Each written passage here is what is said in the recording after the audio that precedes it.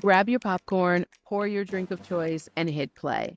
This is Pop, Pour, Play, where we dive into shows you don't want to miss. I'm Kevin. I'm Nichelle. And welcome to our podcast.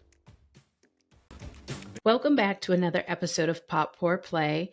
I'm Nichelle, and we're back once again to talk about one of our favorite shows, Severance. This time, it's Season 2, Episode 7. And I'm Kevin. And if you're new here, don't forget to subscribe to our podcast. This way you are the first to know anytime we drop a new episode. We are about to spill all of the details, so be warned. Winter is coming. So, Episode 7, baby. Woo! Honestly, I was very, very happy when it started going and I got to see what we were going to learn about. We finally get to follow, I'm going to say Gemma, not Miss Casey. We finally get to follow Gemma in this episode, and I was here for it 100%. Yeah, likewise. I saw when it opened up and you see the back of this woman walking, and I was just saying to myself, oh, we finally get to meet Gemma. Yeah. And, oh, man. I'm angry. I'm like, my blood's boiling now. Let me just put it that way. My blood is boiling. But I see your mouth is open. Before we get started, you got to tell me, what are you sipping on today as we talk through this? Today I have some rum and orange soda, but it's not, your standard orange soda. It's Portuguese orange soda. Love it. I've spiked a little bit of my go-to strawberry drink from Trader Joe's again. So, cheers. Cheers. Let's kind of recap, I guess, what happened in the episode if you want to kick things off for us. So, first half of the episode, it starts with a flashback that shows Mark and Gemma's first meeting, while in the present, we learn that Gemma is trapped at Lumen, undergoing medical procedures and checkups. Gemma endures a series of experiments at Lumen where she has to go into various rooms, and each room is tied to an experiment. Upon entering these rooms, her severance chip activates, erasing any memory of what happened when she exits the room. Meanwhile, Mark is unconscious with Devin Ragabi by his side. Ragabi confirms that Gemma is alive to Devin. What he wants us to know whether Gemma's alive She or is. not. Please don't mess with me. She is alive. We also continue to see Mark and Gemma's past play out in fragmented memories. While that's happening, we see glimpses of their life together, including Gemma revealing her pregnancy to Mark's sister, Devin. Okay. So, a lot of things were answered this episode. Yeah. Right? Okay. We wanted to know.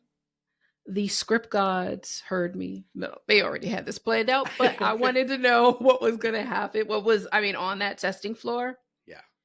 And it just looks like Lumen, the higher floors, but with a lot more doors. Yeah.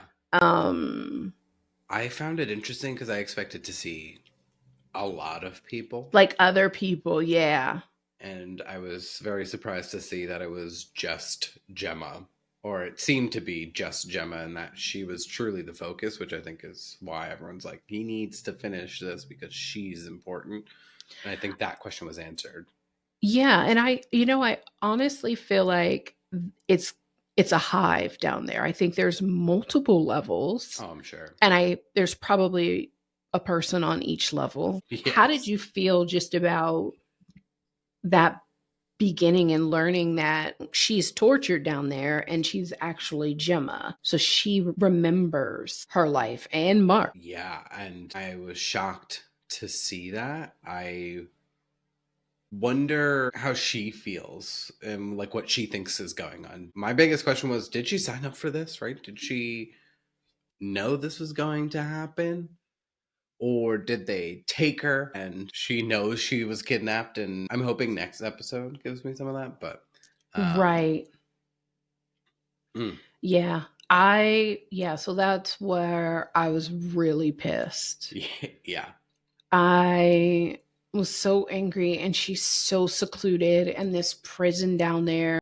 One question I don't have answered, I don't think anyone does have the answer, is how long has she been down there? We know a little bit because we know that Mark has been severed for 2 years. Right. And he chose the severance procedure after he lost Gemma. Right, because he didn't so keep we his know job. it. Correct. We know it's a minimum of maybe 2.5 years. I mean, that's a very long time. That's a to be locked in a basement. That's a long time. And to have to go in these rooms that she's being brought to, and it's so infuriating. It is so infuriating. And looking at all those different rooms. So I wrote down the doors that they walked past. So it was Allentown, Cairns, Drainsville, Sienna. Yep. I stopped at Sienna. I did see that. Wasn't that one of the files that they were working on in season 1? Yes, I think you are right. So I think the files that they're working on, and that's why there was that Cold Harbor door at the end. So it's the different experiments. I think that's just what they're calling it for whatever reason. I thought they were monsters, but now they're it's clear. Truly exposed. And it's, very clear that they are horrible, horrible people. This episode, we did start meeting some new characters, some odd people. I think the in this doctor, the dentist, the doctor. I don't even know. Yeah, he was everybody. It was like an SNL skit. Yeah. Yeah. He looks like he had like so much Botox. He's very tan. He just looked, like he was built. I don't know. He just didn't seem real. Right. There was at one point he had her writing the letters, and I guess he was supposed to be her husband. And I was looking at him and I was like, he kind of looks like one of the photos of Keir. And I wasn't sure if that's what they were trying to do. I felt like he looked familiar to something, a picture that I've seen in the show. Keir's cousin, maybe. I don't know. Maybe I was like, is this Dieter? But. Right. Dieter's alive. He's forever young. He was real. So I guess I'll go into the next kind of second half of the show, where we learn Gemma suffers this miscarriage, leading her and Mark to fertility treatments. Meanwhile, unseen observers monitor MDR's every move. Gemma is shuffled through more of these tests or experiments. She's questioned around what she remembers and which room triggered any particular emotions. Mark stabilizes at home, and Devin is insistent on calling Harmony Cobel, but Ragabi warns against it and walks away. Then we see flashbacks that reveal Mark and Gemma's ongoing struggle with fertility, and we learn Cold Harbor is nearly complete. Yeah. All right. He was stuck at 96%. So 96% because the nosebleed interrupted. And I was curious, did the nosebleed happen on a Friday and he has this weekend to try to recover?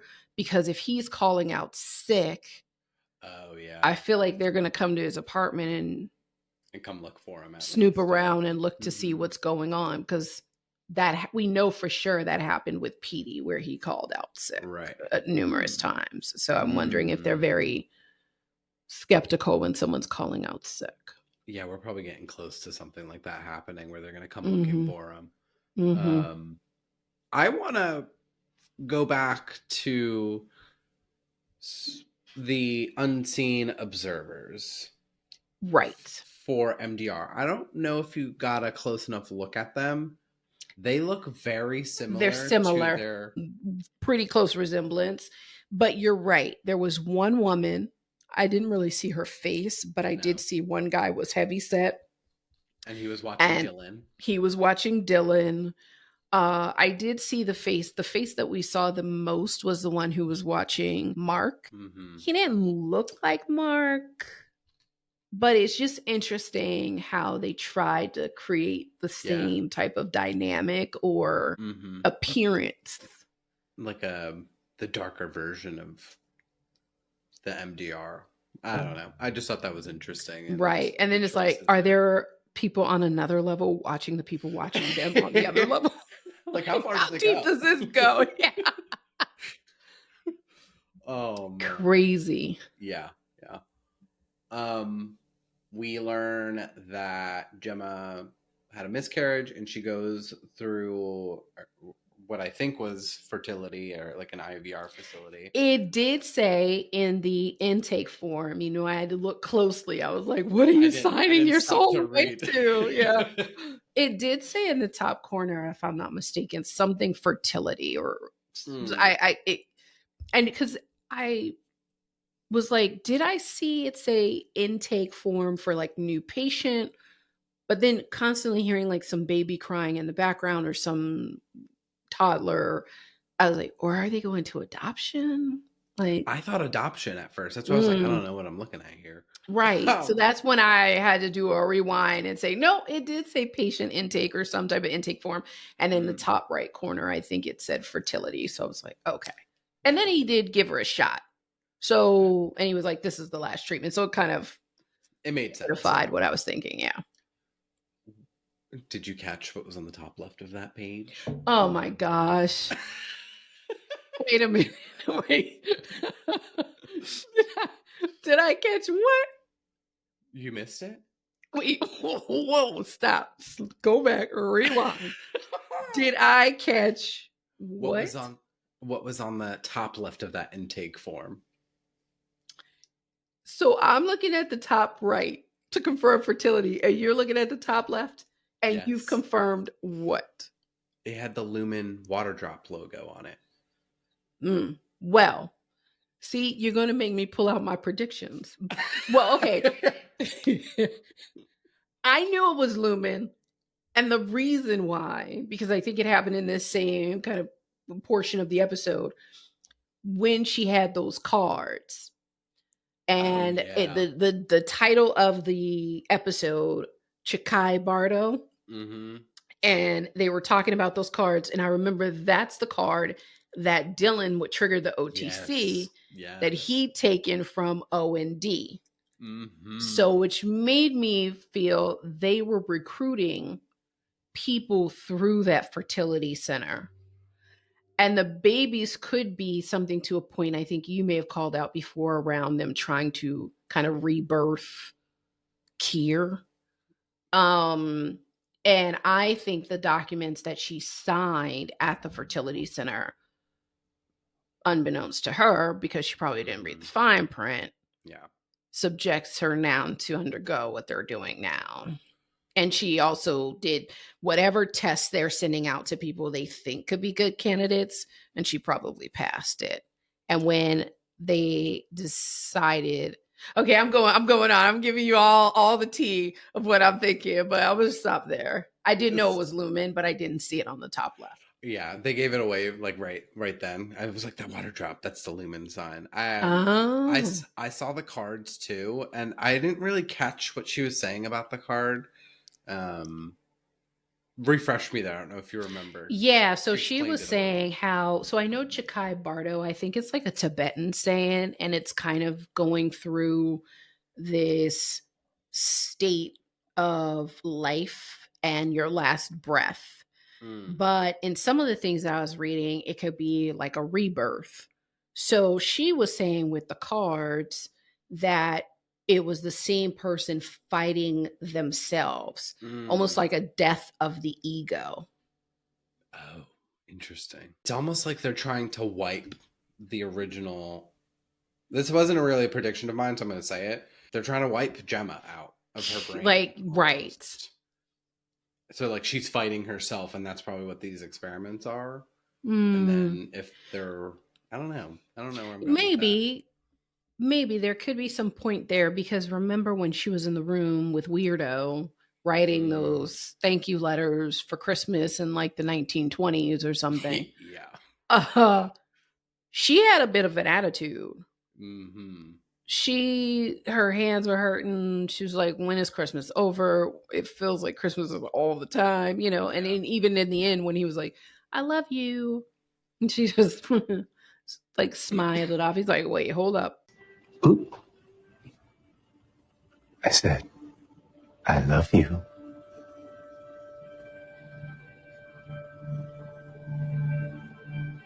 I love you too. So possibly there's, I mean, tempering the tempers, whatever that is. Of course, we know that's a part of Kier, but I want to know what the numbers mean for MDR. Because I feel like that'll answer a lot of our questions here. Like, what exactly are they doing? Is it like when she's in these rooms going through these experiments, it's their job to like sort out whatever she's going through. Right. That's when maybe whoever was doing that Christmas room file, they saw the angry numbers. Yeah. Right. And try to tame that. Jumping to Devin, from that to Devin. Yeah. And wanting to call Miss Cobel, who she still had in her phone as, what was she going by again? Miss Selvig, yes. Mm-hmm. I love Devin. I don't think she's using her brain. That was a lapse of judgment, for sure. Like, why? Why her? For sure. I'm ready for Miss Cobel to come back because I want to know what she's doing, but that's not the first person I would call. No, I still don't trust her. I don't know that them almost threatening her life, which it kind of felt like when she had that standoff with Helena. I don't know if that was enough to push her to where she's no longer indoctrinated and wants to take them down. I agree with Ragabi. I don't think at this point they're still very vulnerable, and that is not the person that I would want to trust. Now, if she came back into town, I'd probably try to feel her out. Yeah. But I'm not calling her. Maybe don't do it when your brother's unconscious from a brain injury. Right. I don't know. You little protection. Shelter him instead of inviting the devil. Right. And your husband's already on the brink of turning the corner and becoming like a Lumen employee. Oh my gosh. I didn't like that. And I hope Ragabi just walked out the door, but she's not gone because she better come back. She got it. She has to. Also, Devin asked, "Are you a doctor?" Still don't know. Right, that went unanswered. I was like, "Oh, nothing." Right. She's just poking. Is she gonna say yes? Is she gonna say yes? I know that is so true. I did think about you when I was watching that. I was like, "Oh, we will find out."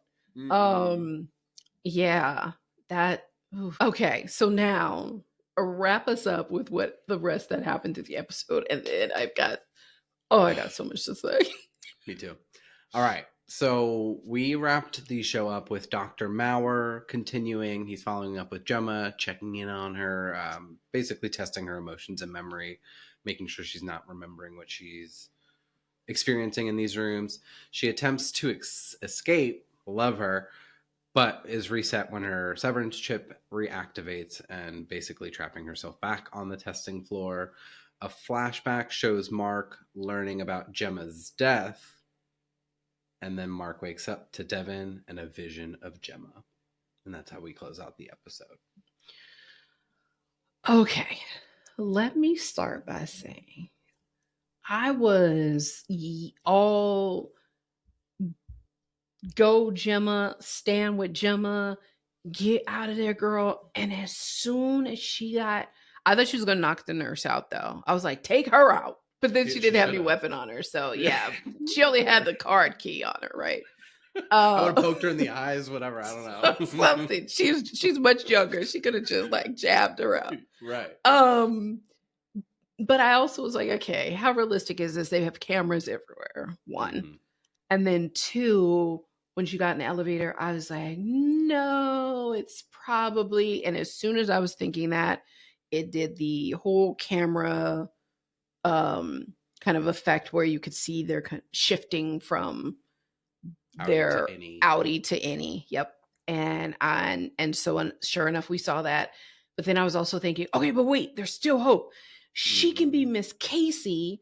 get out there. Someone sees and they're like, Miss Casey, you know, whatever. Right. That quickly, all hope was let down when Milchek opened that door. And I was like, Milchek, you make me so sick. At it again. Just always being where you don't want him to be. Right. And they don't even like you. Jeez. I was so disappointed, especially when he told her he had just turn around, Miss Casey. But on you go. My heart. And when she fell on that elevator floor and she was just saying, Mark, even in this time when the doctor came, she said she wanted to go home. I feel at some point they may have told her that they were only using her until they tested all the rooms because she had this curiosity of what would happen. There's only one room she hasn't been in. Now there's a name, and what happens after that? Can she go home? So I was just like, see, Mark, and you sleeping with Helena and Heliar. You know, your wife's in here getting tortured, your stupid butt. I'm so mad at him. I'm so mad. I definitely think they dangled the carrot in front of her, like, we'll set you free if you complete everything. So in her mind, oh, I'm so close. And I think we get the answer at the end of the episode where the doctor, when she was like, I want to go home, and the doctor was like, oh, your husband moved on. He already has a daughter. Right. Which I'm sure punched her right in the gut because she couldn't have a child of her own. So much. Yep. But they also said, I think, I don't remember if it was like kind of close to the end or somewhere in the middle. Remember when him and Mr. Drummond were talking? Oh, okay. There's two points I'm trying to make here. Mr. Drummond and what's his name again? Dr. Maurer. Yeah, Dr. Maurer. They were talking when they were in with the faux MDR team, right? About when this is done, we'll have to let her go. Yeah. And then it was for Kier, let her go where? But then on top of that, the doctor, when she was like, she wanted to go, like, what's going to happen next? Can she go home? He was like, you will see the world again and the world will see you. And Mark will benefit from the world you sire. Okay. Can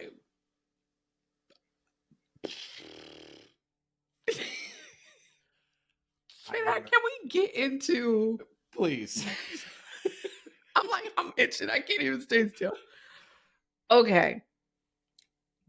Okay, I will say the last part. One, I think that Gemma miraculously had this car accident and quote unquote died after she quit the fertility treatments. They're a lot on her and probably decided not to do it anymore. Her moods were swinging. Like, I just know in general, other women who've gone through these in real life, it can be a lot, right? Yeah. And it seemed like he was grappling with that hope of wanting to have a child. There was this scene where he's like taking apart the crib, but it's almost like then he's just like ripping it up and she's downstairs kind of, they're both processing it differently. And what was interesting, I don't know what span of time was after that, but I just feel like that could have been the reason why they decided to act like she. That's a good point. I think even they were in the kitchen and Mark was basically like, why are we still doing this? You know, like, right. Stop. We could stop. Yep. No, that's actually a very good point. And you're kind of making me rethink mine. Mine kind of went in a different direction where it's more scandalous, I think. Okay, well, wait. I have one that's scandalous too. So let me hear the scandal. So I think, what if she didn't quit? Let's say she went to her, because she was going to her appointment, right?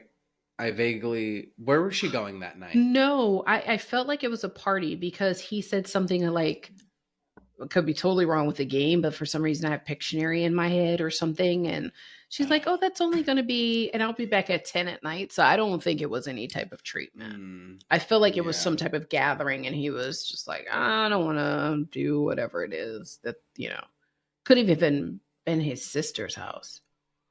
I wonder if, all right, stay with me. Okay. You're scaring me. What if the fertility treatments, they're actually trying to help these women get pregnant? Oh. And let's say it might not be Mark's I specimen. know where you're going. Yep. The other movies where they have the doctors who are impregnating their patients and stuff. And I there's think that this Cure happened in real baby life. head. There's that You Cure are baby stuck head. on the Cure baby head, but let me I'm say, waiting for Okay. baby to show up. so yeah, that is Scandalous. Mine is one, we don't know what all these experiment rooms are. And for that doctor to be like, Maybe you felt things behind those doors you never felt with Mark. Maybe I've seen it. see, this is where y'all want people to burn stuff down. Yeah. Because what, to me, I instantly went to, we don't know what they're conducting in some of these rooms. And we already know what that waffle party looks like. Mm-hmm. Yeah. So I'm angry about the thought of that. But I thought, what if Cold Harbor is actually like trying to bring Egan back, or somebody of the Egan family, and they're readying her almost like she's going to be the bride to him and have a baby or try to, or something. Maybe she got pregnant and they're like, all right, you're ours now. And we just don't know that. Because we don't know if it worked. It could have worked. And I remember a while back, I was like, maybe she was pregnant when she was in the accident and no one knew. Maybe she didn't even know this accident. Right. It may be far-fetched because obviously we know that she has fertility issues, but like maybe it worked. And maybe it is a cure baby. And maybe she went into one of these rooms for 9 months. I don't know. So she like has no idea. Maybe to your point, this doctor is doing things that he probably shouldn't. And which he totally looks like he would volunteer for that stuff. He's so disgusting. They're all disgusting. Yeah. Mm. Sorry for that one. But that's... No, but it's true. I was even thinking about kind of like a Stepford Wives situation. And I keep playing back to, because they showed it in the opening of this, or in the previous, you know, when they do previous episode kind of recaps. Yeah. They showed again that senator or whoever, that congressman or that politician's, I'll just put it that way, wife. And I was like, oh, what if they're trying to create these women for people to buy them? It's feeling like that might be Gemma. She might be the first, you know, one to be. That's why she's so important. Right. And what's the point of having her go through that whole letter writing? And to me, that felt like, you know, obey your husband, be the perfect wife, write letters to 200 people. I don't know.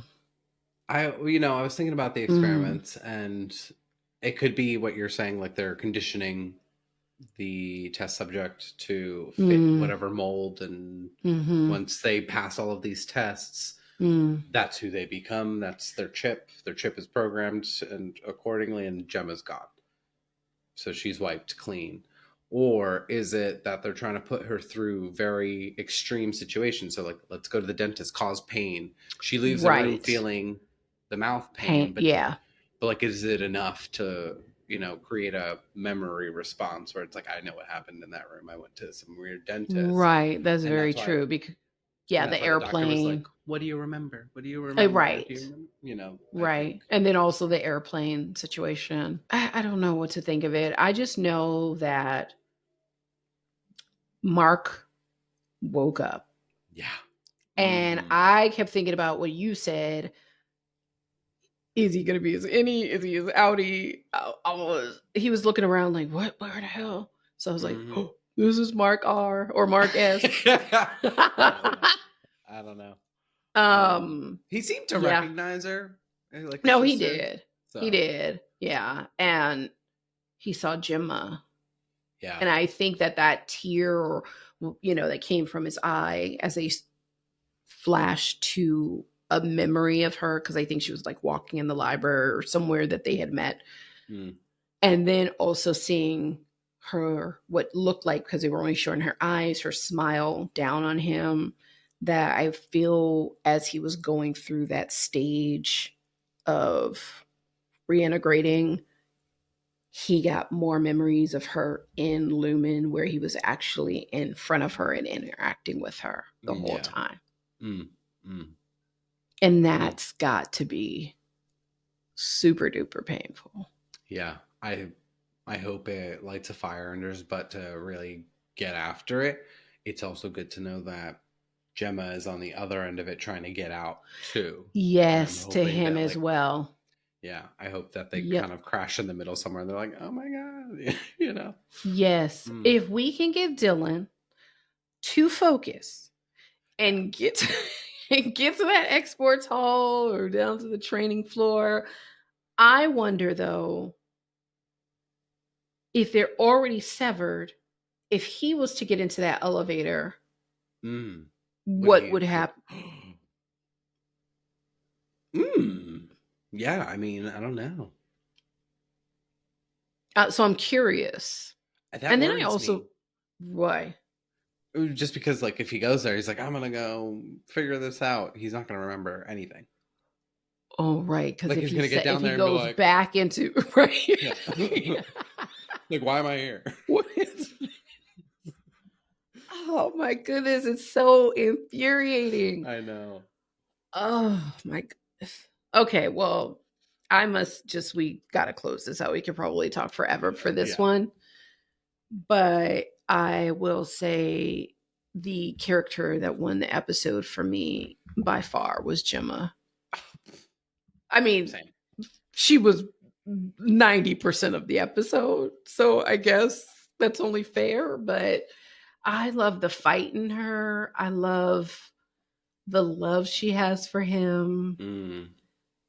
And I'm for it. I'm for them just winning. I'm right there with you. For me, it was also Gemma. I loved seeing all sides of her. We always just saw Miss Casey in this very robotic type of person where, this person has emotion. She's crying. She's angry. Yes. We got it all from and she's smart. Episode. Yeah. So she wins all around. Oh my God. Where to go from here, Severance team? Such a good episode. I know. It was a really good episode. So I hope you all enjoyed the episode as well. I would love to know what some of your theories or predictions are around Cold Harbor. What do we think that is? And yeah. And if you have a character of the week, feel free to drop it in. I wouldn't be surprised if it's Gemma, but put in your own thoughts there. Yes, and until next time, see ya. Goodbye.